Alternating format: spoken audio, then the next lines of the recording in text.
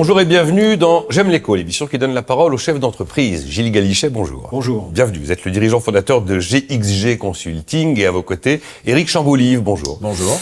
Le PDG de Bois et Dérivés. Bois et Dérivés est une entreprise de Corrèze qui travaille sur la gestion forestière, la transformation du bois, et vous êtes une entreprise cliente de Gilles. Donc vous allez nous raconter pourquoi vous êtes client et ce qu'il vous a apporté.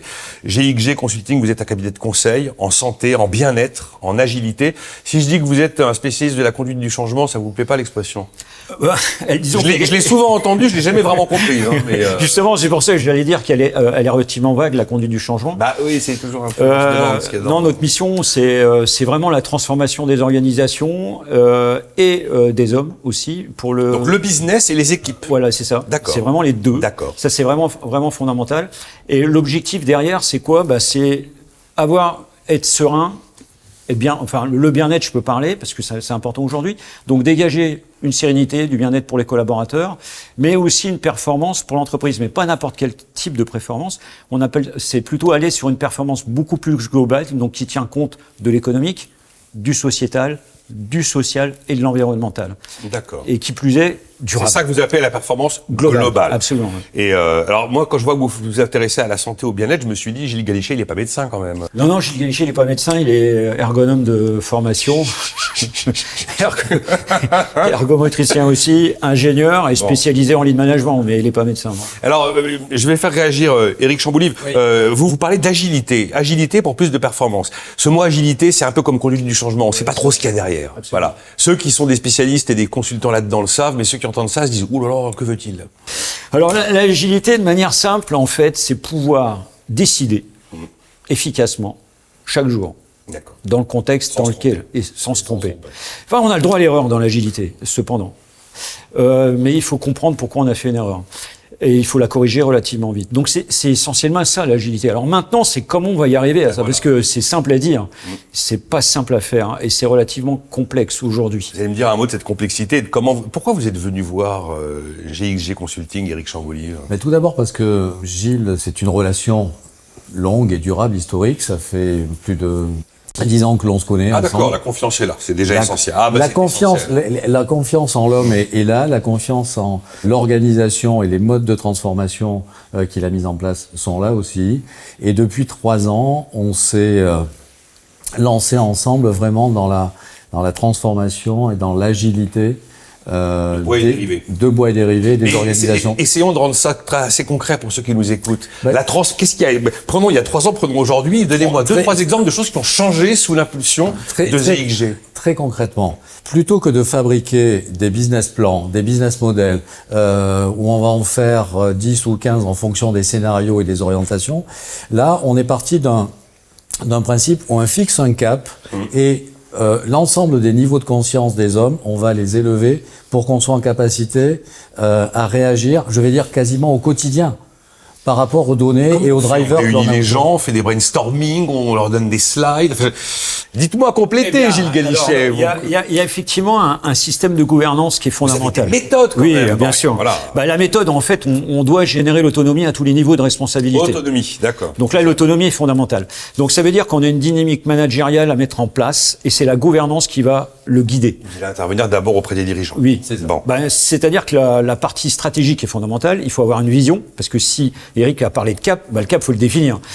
Après, une fois qu'on l'a défini, il faut le présenter. Vous intervenez dans la définition du cap? Absolument. Ah oui, d'accord.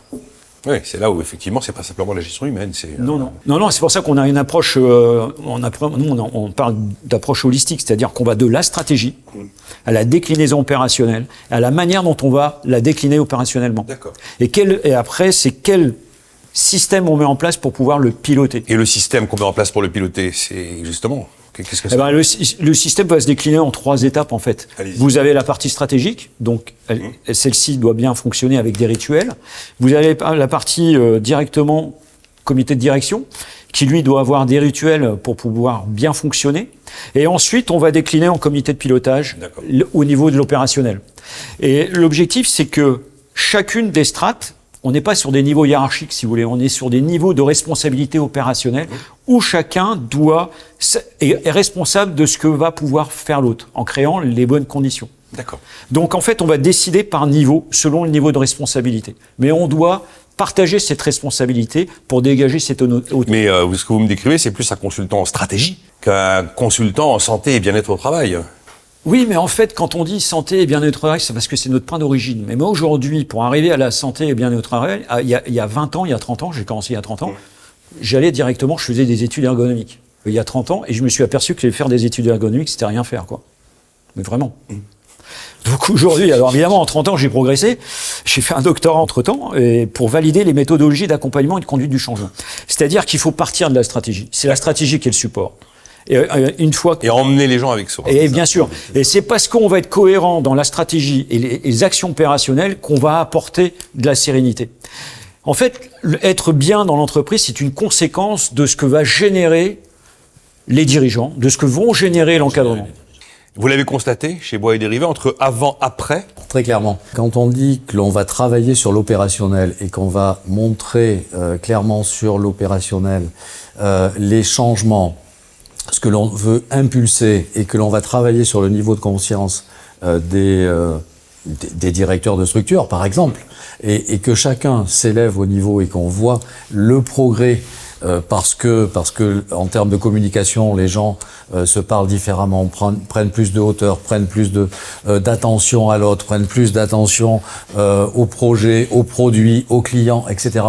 Et que les énergies négatives sont gommées pour se transformer en énergie positive vis-à-vis du client et du service au client, oui.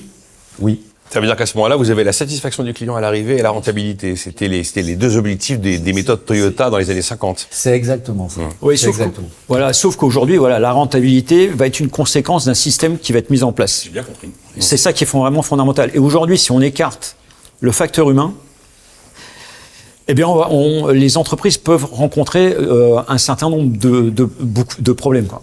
Gilles Galichet, on est quand même dans des temps un peu bouleversés aujourd'hui. Absolument. Est-ce que la façon dont vous travaillez est la même dans le monde actuel, qui est un monde d'incertitude économique, de surréglementation, avec les sujets sociaux, les sujets environnementaux qui sont devenus absolument prégnants? Non, le monde est pas le même, et nous, en tant que cabinet de consulting, on est obligé de se remettre en question aussi sur nos pratiques. Moi, c'est ma 3e ou 4e remise en question par rapport à nos pratiques. Ah oui. Je suis parti de la santé, je suis arrivé au Lean, donc j'étais le premier ergonome à aborder le Lean santé. Donc le Lean Management, le toyotisme. Le toyotisme, en intégrant la dynamique santé. Aujourd'hui, aujourd'hui, on a une autre évolution parce que les paradigmes doivent changer, absolument changer. C'est-à-dire qu'on n'est plus sur quelque chose où on va avoir besoin d'authenticité, on va avoir besoin de culture de confiance, j'en ai déjà parlé.